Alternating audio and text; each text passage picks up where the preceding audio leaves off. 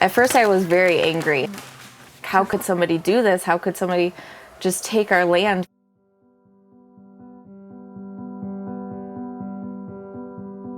I grew up with an apple orchard in Poplar Grove, the Edwards Orchard in Poplar Grove. I was 4 years old when my dad planted the first trees. I did go to college, but I came back. I mean, it gets into your blood. It's just something that I knew that I actually loved, and I wanted to do the same thing, but my own place. We met in '87, we got married in '88. He proposed on a Friday night, and we planted the first trees on Saturday morning.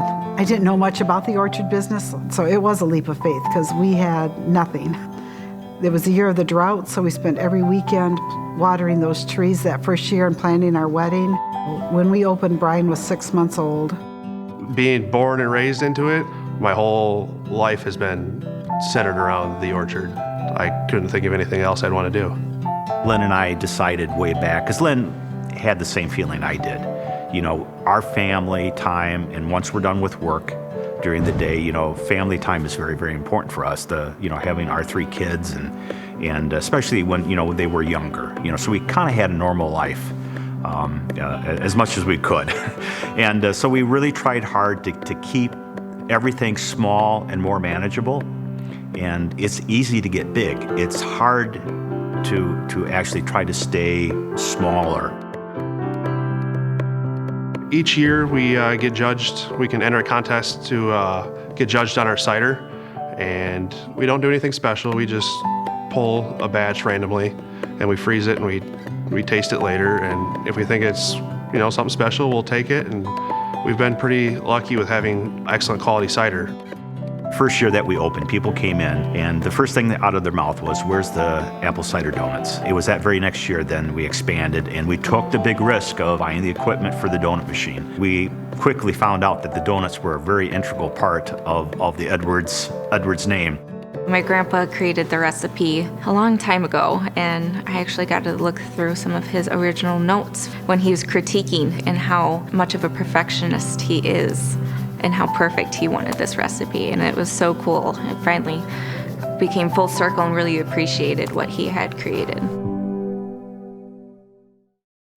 First tonight, a proposed railroad is getting a lot of flack from residents that could be affected. About the Great Lakes Basin Railroad. Great Lakes Basin Transportation Incorporated.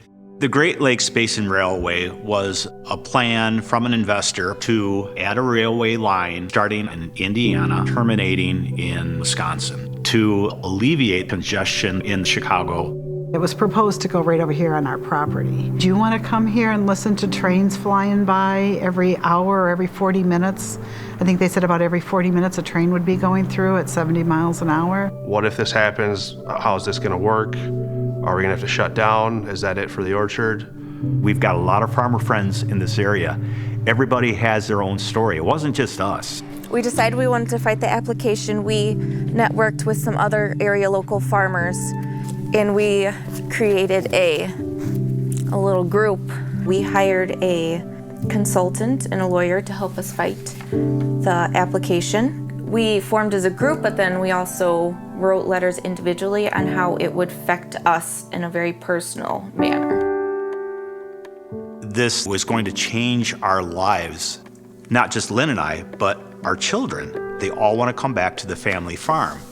And that would have put an end to their dreams to continue, you know, the farming tradition that the Edwards have had for a long time. I mean, we're talking generations. The Surface Transportation Board rejects the Great Lakes Basin rail line, saying the financial information was, quote, fundamentally flawed.